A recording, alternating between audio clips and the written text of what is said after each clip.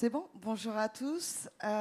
Donc je suis Élodie Ozol et je suis la coordinatrice régionale des dispositifs Trend et Synthèse pour la Réunion.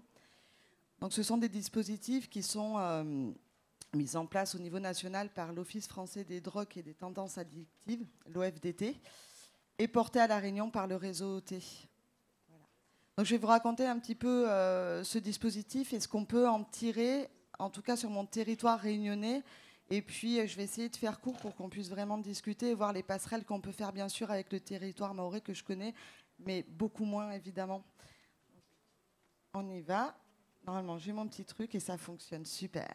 Donc, très rapidement, Trend et Synthèse, mais la Trend en particulier, c'est des coordinations qui sont sur tout le territoire hexagonal et sur l'outre-mer. Pour l'instant, malheureusement, il n'y a que la Réunion. D'autres territoires sont en cours et je plaide communément avec la POPAM pour qu'un jour Trend soit bien entendu instauré à Mayotte. Et je plaide pour Mayotte, mais je plaide aussi pour ma chapelle réunionnaise parce que comprendre les phénomènes qui se passent à La Réunion nécessite qu'on comprenne mieux les phénomènes qui se passent à Mayotte parce que les deux îles sont en constant échange et de produits, mais aussi et surtout de personnes. Donc l'idée de ce dispositif, c'est qu'à la fin, annuellement, chaque année, chaque coordination, donc la mienne aussi, on rédige un rapport de synthèse qui reprend toutes les tendances récentes sur les nouvelles drogues. Je vais parler après du dispositif un peu plus longuement pour que vous compreniez. Et celui de 2023 va sortir là, normalement.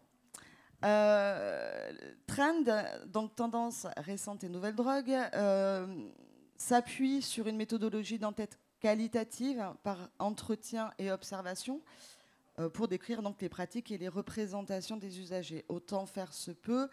Je vous montrerai un petit peu comment est fagotée l'équipe à La Réunion derrière. On travaille sur deux espaces en particulier, les espaces festifs et les espaces de grande marginalité urbaine. Ce qui ne veut pas dire bien sûr qu'on ne peut pas retrouver les mêmes personnes dans un ou l'autre des milieux, mais on verra qu'on n'en consomme pas forcément les mêmes choses, on n'a pas les mêmes envies, les mêmes besoins à ce moment-là.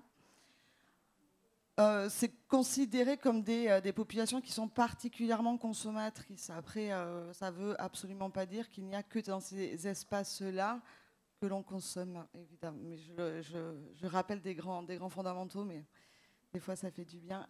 On va avoir toutes ces données qualitatives. Les entretiens, les observations sont auprès soit des usagers, des consommateurs, mais aussi auprès des professionnels.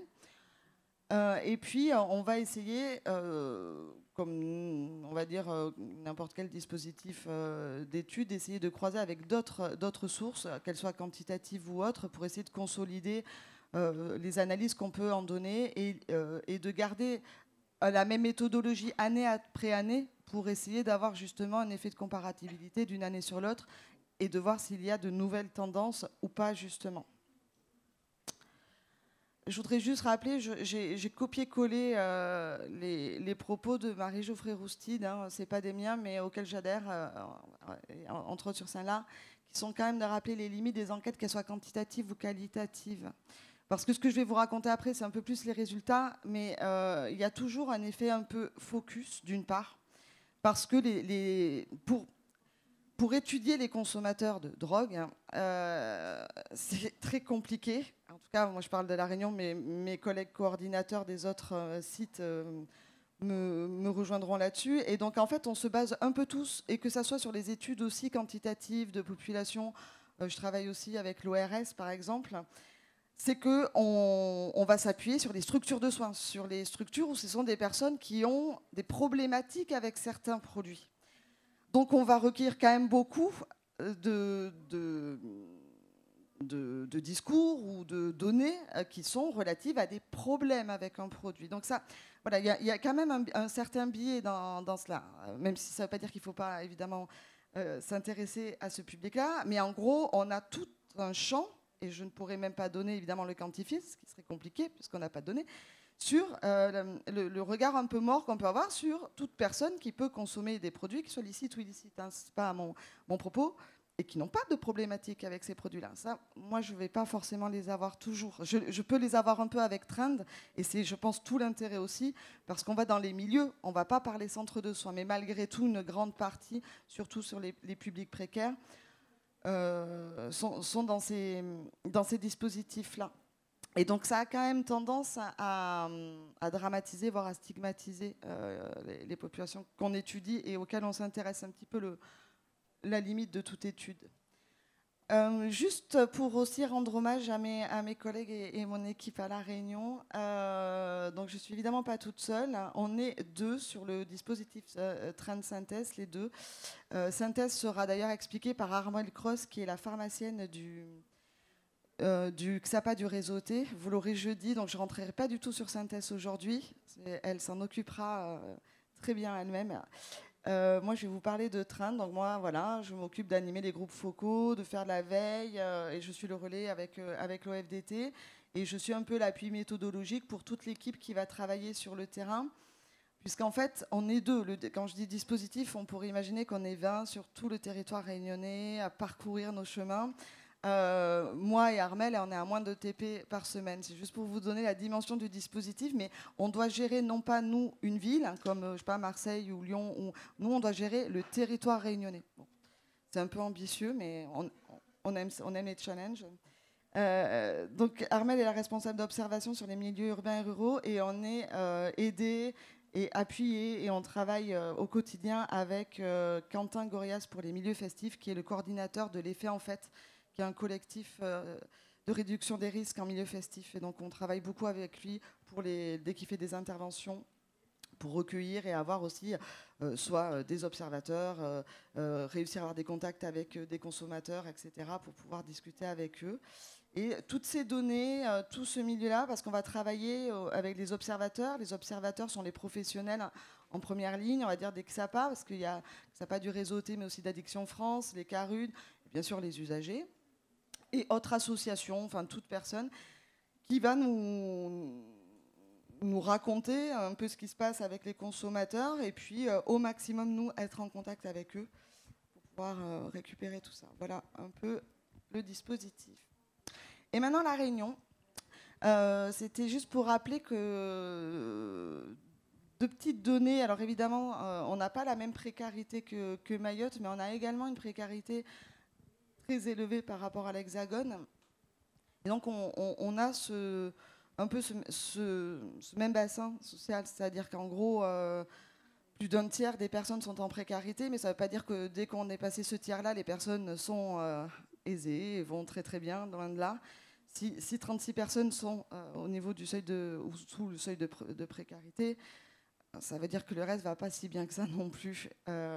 Donc on a des vraies problématiques sociales qui se retrouvent beaucoup. Et puis avec évidemment une forte communauté mahoraise ou comorienne également. Donc c'est des sujets qui font toujours écho. Je sais qu'il y a plein de réunionnais aussi dans la salle, mais je pense que pour tout le monde, ça fait vraiment écho quand on entend là les interventions des collègues mahorais.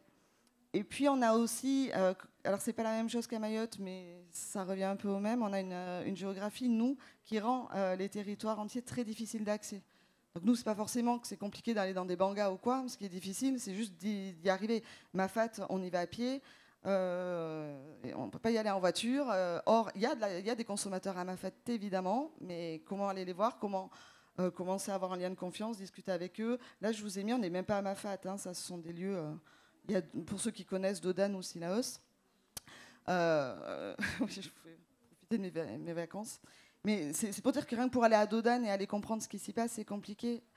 Et c'est un vrai souci pour Trend. Bon, d'accord, très bien, mais c'est surtout un vrai souci pour tous les professionnels de l'accompagnement et ceux qui travaillent en addicto, mais même pas que. Donc il y a un vrai champ de population qui nous est encore très très peu connu et dont on a du mal à comprendre ce qui s'y passe. Alors, j'ai essayé de vous faire une espèce de schéma, je crois qu'on dit carte mentale maintenant, un truc comme ça, pour essayer de comprendre un peu le panorama des produits qui sont consommés à La Réunion. Alors, je ne suis pas en train de dire que tout le monde consomme et que tout le monde consomme tout ça à La Réunion. On va justement un petit peu déplier derrière ce qui se passe et ce qu'on en comprend par trend. Il y a encore plein de questionnements à avoir.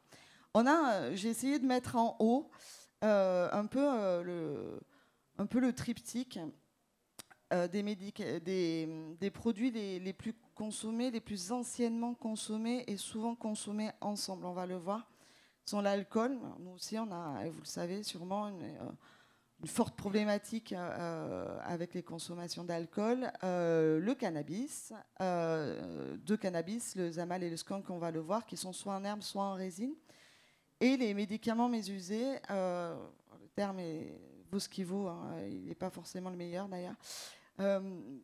L'un des médicaments toujours privilégiés, c'est l'artane. C'est une des spécificités réunionnaises. On a une vraie appétence pour ce médicament-là. On va le voir un tout petit peu après. Et puis, il y a eu une vraie évolution sur, vous voyez, la diversification des produits qui sont consommés, parce que bien sûr, tous ne sont pas là, c'est absolument pas exhaustif. Hein. On a de la méthamphétamine, on a plein de choses aussi. On a de l'héroïne, etc., mais qui sont tellement confidentielles que je n'allais pas tout marquer. Mais on a une vraie évolution. Trend est là depuis 2021 à La Réunion. On avait quasiment très peu de mentions, par exemple, de cocaïne. Alors, il y avait de la cocaïne, il y a de la cocaïne depuis très longtemps à La Réunion, mais sur des milieux, la cocaïne est à 150 € le gramme. Donc, ça ne facilite pas son accessibilité et sa disponibilité sur le territoire. Donc, c'était très réservé à des milieux qui pouvaient se permettre de s'acheter un gramme à 150 € le samedi soir.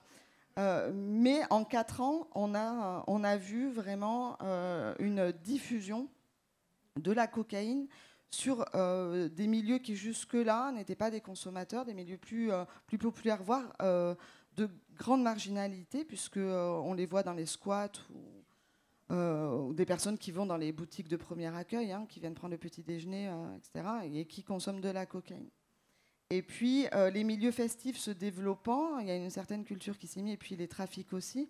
Je n'ai pas le temps de faire tout le panel de train, donc je ne rentrerai pas ici sur le développement trop des trafics, mais qui explique aussi la diffusion sur un peu tous les milieux et tout le territoire de la MDMA, ecstasy, LSD et kétamine.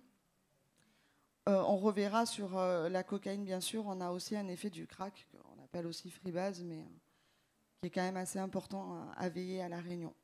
Et puis, on a les nouveaux produits de synthèse qui ont fait leur apparition. En particulier, vous le connaissez aussi, la chimique, que vous appelez chimique, que nous on appelle chimique et chaman. Donc justement, on va en parler un petit peu parce que en fait, ça m'intéresse d'avoir votre avis. Je viens ici récupérer quelques données pour mon prochain rapport. Et puis, ce que les consommateurs et les revendeurs, surtout, appellent B13 et doux.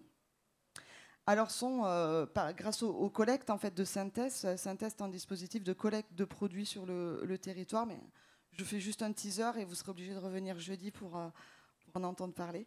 On a réussi à collecter des échantillons de B13 et de doux et sont donc à chaque fois des catinones de synthèse, ce qui a été validé également par les analyses qui ont pu être faites au niveau du CHU, etc. Donc, on va le revoir aussi un petit peu après. On est sur plutôt des milieux, pareil, assez populaires et précaires qui consomment ce genre de produits. On va voir la différence, parce qu'il y a une vraie différence pour eux entre la chimique et le B13 et le doux. Et puis, et je n'en parlerai pas là, parce que si vous souhaitez en échange, mais on a eu un cas en 2023, un incident avec des opioïdes de synthèse, et en particulier des nitazènes, qui avaient causé le décès de certaines personnes et de graves intoxications pour d'autres. J'en parlerai pas aujourd'hui, mais on a eu ce cas-là qui, semble-t-il, est un peu circonscrit. On n'en a plus depuis. Donc, ce que je vous disais, ce qu'on peut remarquer, c'est qu'on a une espèce de... Donc, la mécanique d'accessibilité, il faut que ça soit pas trop cher, en gros, que ça soit disponible et qu'on puisse avoir un approvisionnement. Donc, c'est un trafic, on va dire, efficace pour pouvoir consommer. Donc, on a le Zamal, le médicament, la chimique. Donc, le Zamal, c'est le cannabis, on va dire, endémique de La Réunion. Il est produit à La Réunion et c'est vraiment une plante... on va dire, qui fait partie de notre héritage culturel, en fait.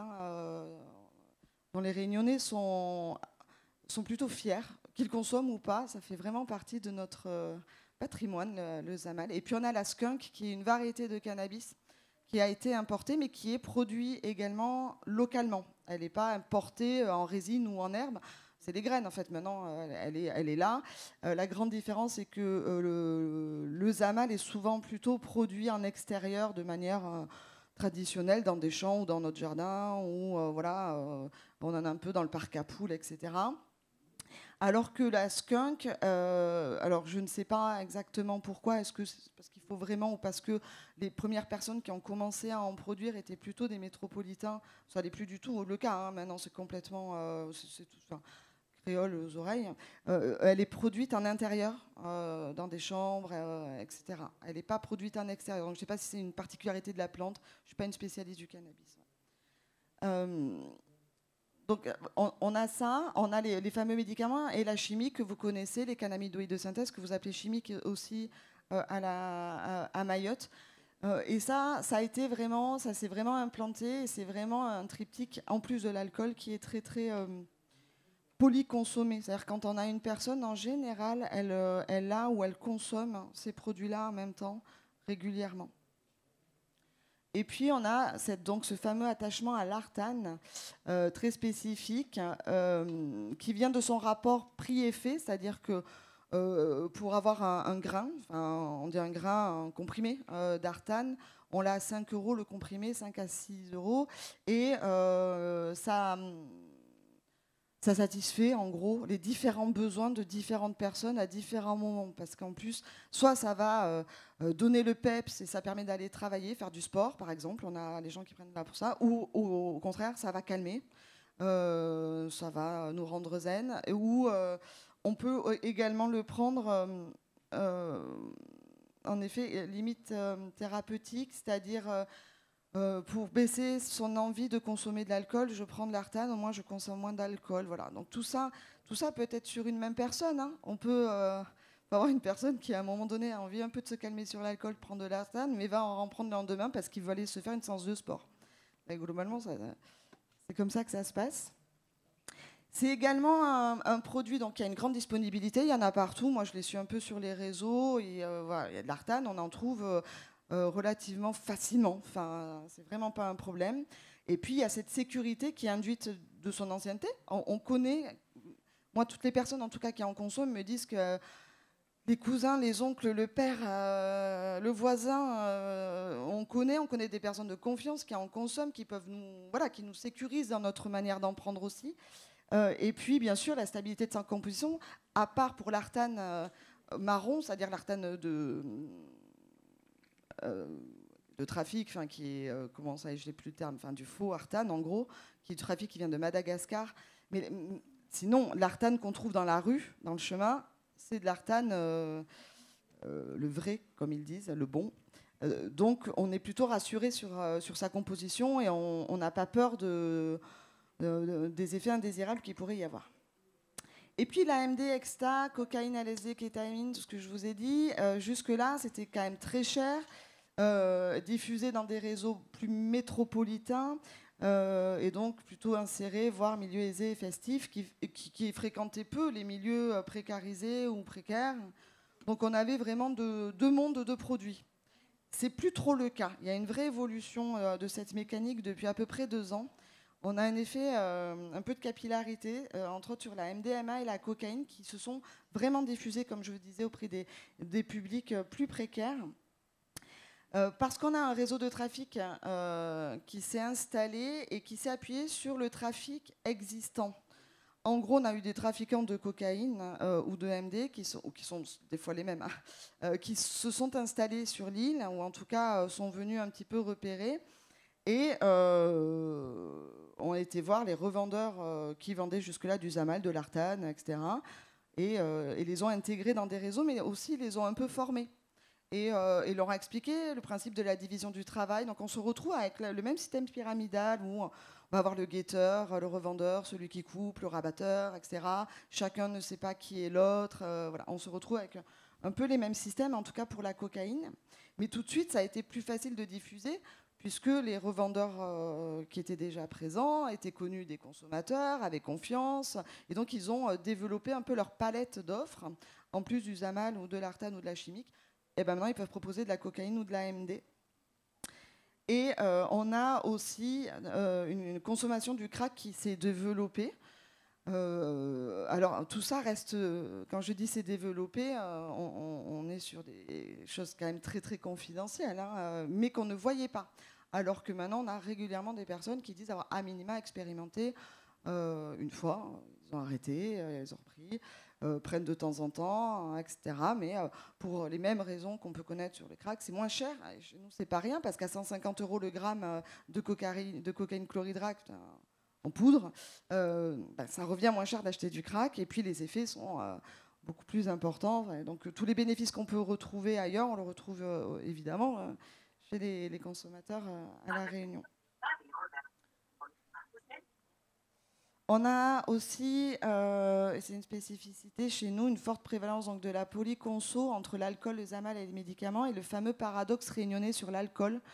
C'est-à-dire qu'on consomme, en population générale, on consomme moins que l'Hexagone, on consomme moins régulièrement que l'Hexagone, mais on a, même sur l'API, hein, on a des taux réduits d'API, mais par contre, on a une très nette surmortalité régionale, avec les passages aussi aux urgences beaucoup plus importants. En fait, on a une forte concentration de la consommation sur une part de la population qui est vulnérable. Donc, il y a d'ailleurs une étude qui a été lancée par le CHU et l'ORS sur ces consommateurs, parce que c'est un vrai sujet de questionnement et pour les professionnels, comment on les accompagne, ces personnes-là. Où on a voilà, des consommateurs qui sont, je crois, pour participer par ailleurs, en dehors de mes casquettes traînes sur cette étude-là, on a des personnes que l'on interviewe qui ont en moyenne plus de 200 verres par semaine, par exemple. Juste pour vous donner une idée à peu près. Donc la production locale de cannabis, je vais vite parce que je vous l'ai déjà raconté, donc ça c'est fait. Et l'attachement à l'arpatane, on en a déjà un petit peu parlé. Donc on a toute une partie de... Et ça sera un peu développé dans le rapport qui doit être diffusé là. Toute une partie de ce que j'appelle les consommateurs un peu... S'il y a des réunionnais ici, ce que j'appelle, ils comprendront, mais les temps longtemps, c'est-à-dire très traditionnels. Moi, je ne consomme que du Zamal, de l'Artan, de l'alcool. Je ne vais pas toucher aux nouvelles drogues, aux nouveaux produits, c'est dangereux. Alors on pourrait penser que c'est un discours très intergénérationnel, mais pas que. Moi, je pense qu'il y a aussi un effet plutôt de haut et de bas. Et plutôt aussi voilà, de culture, de niveau d'éducation. C'est peut-être plus ça qu'un effet d'âge. Parce que souvent, on pense que ces personnes-là sont des vieux, en fait. Enfin, des vieux, je me compte dedans, la 40 et plus, quoi. C'est pas du tout le cas. Enfin, en tout cas, c'est pas du tout ce qu'on observe. Il y en a évidemment aussi, mais pas que. Et la fameuse, et je crois qu'on a le même phénomène ici, on a une invisibilisation, une baisse de la chimique. Ça ne veut pas dire qu'il y a une disparition des consommateurs de chimique. On a toujours des personnes qui consomment de la chimique, il y en a toujours à La Réunion aussi. On a les mêmes molécules, mais pas toujours. C'est en ça que ça serait vraiment intéressant qu'il y ait aussi une analyse de produits ici pour qu'on puisse comparer, parce que nous aussi on a des molécules qui ont été pour la première fois identifiées en France, voire en Europe, et vous aussi. Donc, et c'est pas les mêmes. Donc il y a vraiment tout un travail à faire là-dessus et un travail, je pense, entre les deux îles à travailler étroitement. Et donc depuis 2 ans, on a une consommation de chimie qui est beaucoup moins rapportée par les usagers, mais aussi les pros, et nous aussi, on en voit moins. Donc on pense qu'il y a une baisse sensible des épisodes critiques, donc on les voit moins, on n'en parle plus, les urgences n'en parlent plus, on n'a plus, et tant mieux, hein, des personnes qui ont eu des incidents à cause de leur consommation. On sait bien sûr qu'il y en a qui ont arrêté d'en consommer, ça arrive, mais la grande majorité, c'est plutôt qu'elle a maîtrisé, elle contrôle un peu plus, elle a compris comment mieux consommer, soit espacer ses tafs, sa consommation, en mettre moins, etc. Et en plus des consommateurs, il y a également les cuisiniers qui se sont un petit peu améliorés sur leurs recettes, en mettre moins peut-être, etc. Ça, je ne sais pas, mais en tout cas, on n'a plus de problème. Donc c'est assez facilement passé sous silence parce que le biais dont je vous parlais tout à l'heure, c'est un biais aussi qu'on peut avoir en entretien, c'est que souvent les personnes, elles ont tendance à nous parler des produits pour lesquels soit elles adorent, et donc évidemment elles nous en parlent, soit elles ont eu un problème. Mais les produits, on va neutres, c'est-à-dire qu'ils sont dans la vie, mais qui ne posent pas plus de soucis que ça, qui nous font du bien, bon, on a tendance à pas à nous en parler. Donc si on relance pas, nous souvent on dit mais et tu consommes jamais de chimiques? Ah oui, ah ça vous intéresse aussi ça? Ben, oui, ça m'intéresse aussi ça. Enfin voilà. Donc je pense que même dans les entretiens auprès des professionnels avec Sapal et Kahoot, ça peut être passé sous silence simplement parce que ce n'est plus, en tout cas pour eux, un problème dans leur quotidien ou leur vie. Ça s'est plus normalisé. Et puis, on a donc ce fameux B13 et doux, ou les doux, les deux sont arrivés. Donc ça, c'est depuis fin 2022 on a ces mentions de produits. Plutôt dans le sud et sud-ouest de l'île, c'est très circonscrit. Ça s'est légèrement développé depuis 2020. Ça, c'était en 2023. Mais même en 2024, l'est et le nord de l'île, pour ceux qui connaissent, sont moins impactés. On nous en parle beaucoup moins. Ou en tout cas, les consommateurs vont jusqu'à chercher leurs produits à l'autre bout de l'île. Donc, ce qui voudrait, semble-t-il, dire qu'il n'y a pas encore de réseau de revendeurs très efficaces qui font toute l'île. Je ne sais pas encore pourquoi. Ce sont donc des catinènes de synthèse. Toutes les collectes que l'on a pu réaliser le relèvent. Mais chez nous, parce que les catinènes de synthèse en métropole, souvent, on dit que ça vient des milieux du chemsex, du milieu, etc. Nous, pas du tout ça. Ce sont des milieux précaires, marginaux. Ce sont les mêmes milieux qui consomment de la chimique, du zamal, de l'artane, de l'alcool. Ce n'est pas les milieux festifs. Et qui ne le consomment pas ou très peu, justement, avec parce qu'entre consommateurs, on aime stigmatiser aussi. Et donc, en fait, les milieux festifs disent, mais ça va pas, ça c'est pour les toxicos, puisque ce sont les pauvres qui consomment, je ne vais sûrement pas consommer ça. Donc à La Réunion, les milieux festifs dénigrent plutôt le B13 et le doux. C'est quelque chose de dangereux, voilà, qu'on va associer au crack ou j'en sais rien, enfin, c'est tout l'imaginaire qu'on peut avoir derrière. On ne le gobe pas, on ne l'ingère pas à La Réunion, mais je crois que c'est un peu comme à Mayotte. On a la tradition de fumer. On n'injecte pas du tout, très très peu, c'est très confidentiel l'injection à La Réunion. Mais on sniffe très très peu, ça se développe un peu quand même. Mais donc on inhale, on fait des bangs en fait, où on prend des pipes. En termes de matériel de réduction des risques, ça nous arrive de distribuer des pipes à crack pour des fumeurs de zamal ou des fumeurs de doux ou B13. Ça se consomme de la même manière. Ou alors, donc, c'est chasser, ils disent aussi chasser le dragon, je le mets parce qu'il emploie aussi ces termes-là. Mais voilà, donc chauffer dans un alu, etc. Et on récupère la fumée. Donc tous vont déclarer des effets qui sont très puissants, très stimulants et qui amèneraient à une très forte compulsivité ou un fort craving. Donc souvent, voilà, on dit c'est génial, mais là j'ai vraiment envie d'en sortir. C'est un peu compliqué pour moi quand même à gérer. Là, ça a pris un peu toute la place. On commence à avoir un petit peu ces effets-là. Et surtout, alors on ne sait pas encore, c'est pour ça qu'on a encore plein de... Ça fait qu'un an qu'on est dessus, et vous avez compris qu'on n'est pas 50 dessus, donc on a encore plein de questionnements sur ces pratiques et ces produits-là. Comment ce produit s'insère dans les habitudes de conso? Est-ce que ça se substitue par exemple à la chimique? Est-ce que ça se cumule ou pas? Existe-t-il d'autres modes de conso? On les voit moins, mais ça ne veut pas dire qu'ils ne sont pas là. Des fois, il faut aussi aller poser les questions pour avoir les réponses. Est-ce que c'est plutôt un usage seul, entre amis, un usage quotidien ou festif? Ça, on ne sait pas trop. De ce que moi, on a des pistes, bien entendu. Ça semble être quelque chose de très convivial, plutôt... voilà, on fait tourner le bang, etc. Et donc c'est aussi pour ça qu'on aime ça, parce qu'on n'est pas justement, on le fait pas seul et ça s'inscrit dans un moment de partage entre potes, dans un appart, etc. Mais bon, on est loin d'en avoir fait le tour. Est-ce que on a des usages quotidiens, des usages festifs, donc on aimerait comprendre un peu pourquoi l'un ou l'autre. Et puis la fameuse différenciation entre le B13 et le doux. Est-ce que ce sont différentes molécules? Parce que jusqu'alors, les analyses synthèse n'ont pas fait de différence entre quand on nous a donné quelque chose où on nous dit que c'est du doux et quelque chose où on nous dit que c'est du B13.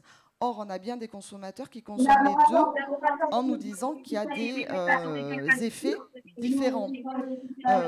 Voilà, donc c'est en cours, on collecte toujours pour essayer en tout cas de consolider. On a 2-3 pistes, mais on essaie encore de consolider. C'est absolument pas solide pour l'instant, donc c'est pour ça que je n'en parle pas, parce que je ne voudrais pas lancer des fausses rumeurs. C'est pas du tout l'idée du dispositif. Donc il y a plein de choses encore à faire là-dessus. Et puis bien sûr les conséquences sanitaires et sociales et quel accompagnement derrière, parce qu'on a énormément de professionnels qui se sentent un petit peu perdus avec tout ça, se questionnent beaucoup aussi. Donc on essaie de comprendre, sachant que aussi la spécificité, c'est que normalement en métropole, les catinones de synthèse, c'est pas cher. Et par exemple, les cannabinoïdes de synthèse, la chimique, c'est pas cher, que ce soit à Mayotte ou à La Réunion, d'où le fait qu'il y a une grande accessibilité. Les catinones de synthèse, en tout cas en B13 ou doux, on est plus cher que la cocaïne, c'est-à-dire que sur le gramme, le B13 de mémoire, on est aux alentours de 180 à 200 euros le gramme, alors qu'on parle bien de catinone de synthèse. Et sur le doux, qui serait plus puissant, meilleur, c'est un peu la version premium pour eux. C'est plus doux parce que quand on inhale la fumée, c'est plus agréable, c'est plus doux. C'est pour ça qu'ils l'appellent le doux, a priori. C'est encore plus cher parce que c'est encore mieux, l'effet est plus puissant, il dure plus longtemps. Et là, on est autour de 300 euros le gramme. Donc il y a toute une mécanique de trafic et de revente, évidemment, qui nous interroge et sur lesquels on est en train de travailler, de creuser, mais je n'ai pas encore de réponse assez solide pour vous les donner. Et je finirai juste là-dessus, c'est évidemment le pont de train de synthèse pour moi en océan Indien, puisque, et là je reprends la mission train qui avait été réalisée à l'OFDT en 2018 sur Mayotte, avec un gros focus sur la chimique à l'époque. Et c'était évidemment très intéressant pour Mayotte, mais c'était évidemment très intéressant pour La Réunion. Parce que moi, je l'avais lu, mais je l'avais lu au tout début quand j'étais arrivée à mon poste. Et je n'avais pas encore mes 4 ans d'entraîne. Et je l'ai relu à l'occasion de ma venue ici. Et j'ai 1000 questions à poser à la POPAM. Je suis désolée, Eric, tu auras plein de travail. Mais parce que ça me pose plein de questions sur aussi les consommateurs, les Réunionnais. Qui se posent. Par exemple, je vous en ai mis quelques-unes, mais par exemple, nous, on dit chaman et on dit chimique, parce que, enfin, on étant les consommateurs, c'est pas moi, hein, je n'invente pas des noms.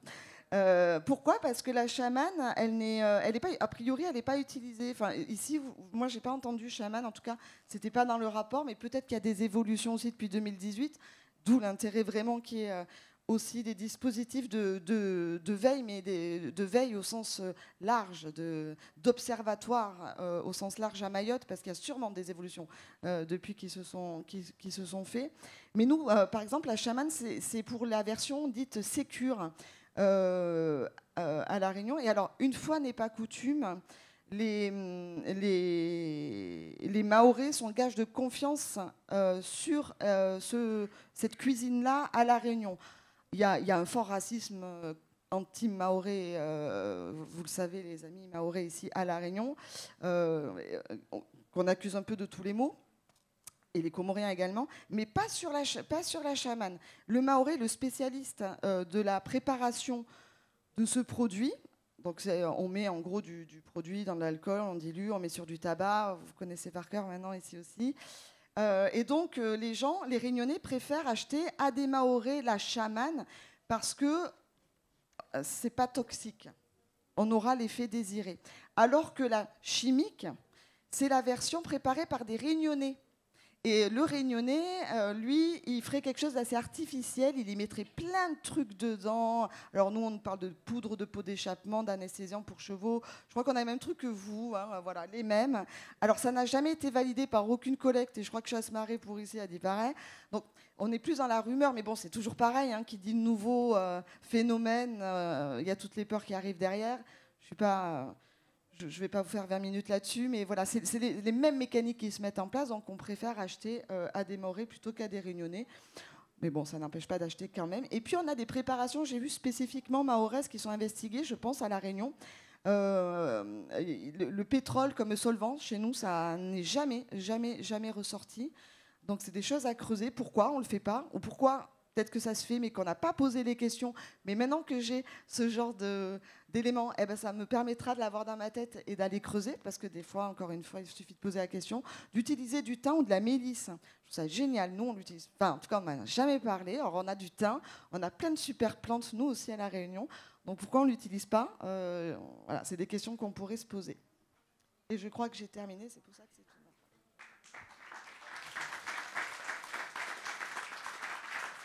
Merci pour votre intervention. C'est le moment des questions, si vous en avez.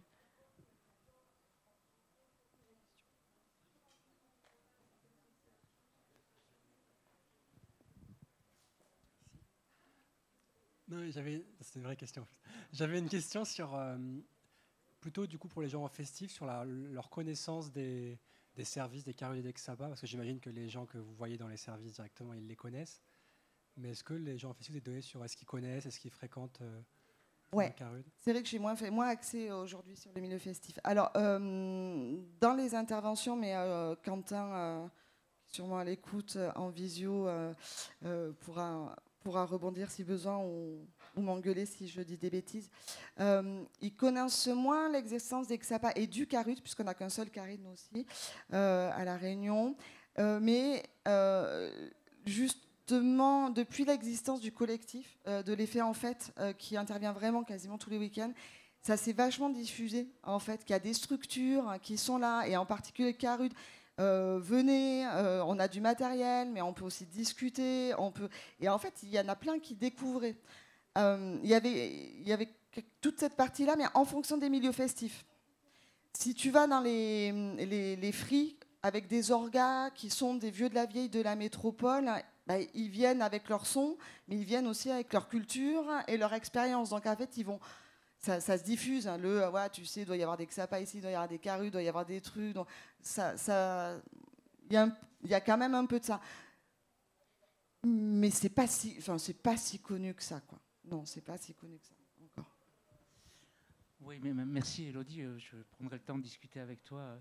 Moi, j'avais une question très particulière, propre à Mayotte. On a été interpellé assez récemment, donc, lors de la campagne de prévention du choléra. Il y a des distributions de gel hydroalcoolique. Et rumeur ou pas rumeur, c'est toujours pareil. Tant qu'on n'a pas pu, mais on n'a pas pu constater et poser la question réellement. Il semblerait que des bidons de gel hydroalcoolique disparaissent et servent à faire la chimique. Alors, on n'a pas eu le choléra, mais en effet, moi j'avais eu des remontées quand ils ne trouvaient pas, ou que c'était des fois plus simple pour en faire un tout petit peu. Moi, j'avais eu des mentions de personnes qui disaient utiliser du gel hydroalcoolique pour mettre le produit dedans, en fait, en remuant, en chauffant un peu, ça permettait de. Ouais. On l'a aussi, ouais. Mais pourquoi, je ne sais pas, parce que nous, l'alcool est pas cher. Donc pourquoi ils utilisent ça plutôt que d'aller s'acheter une bouteille de rhum, quoi, de rhum charrette chez nous? Ça, je ne sais pas.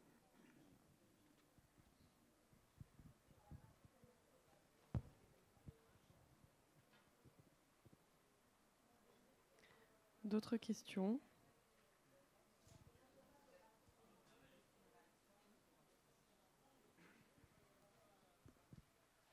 Merci Elodie pour la qualité de ton intervention.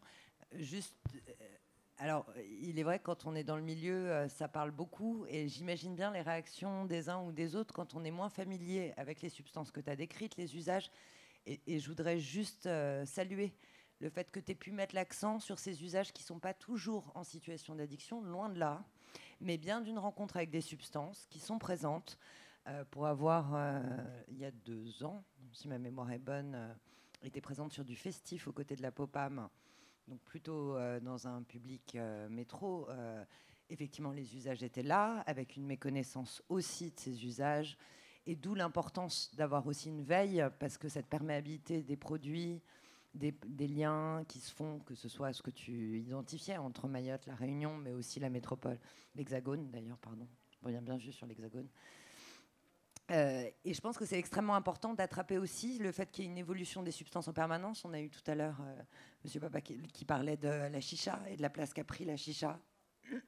La chimique, finalement, on en avait parlé l'année dernière, nourrit de nombreux mythes ici, finalement, et c'est aussi ce que tu amènes à penser, c'est que ça reste toujours construit sur des expériences, des partages d'expériences, des récits, et ô combien c'est important de les entendre, ces récits, pour pouvoir agir au mieux et intervenir au mieux. Donc merci beaucoup. De rien.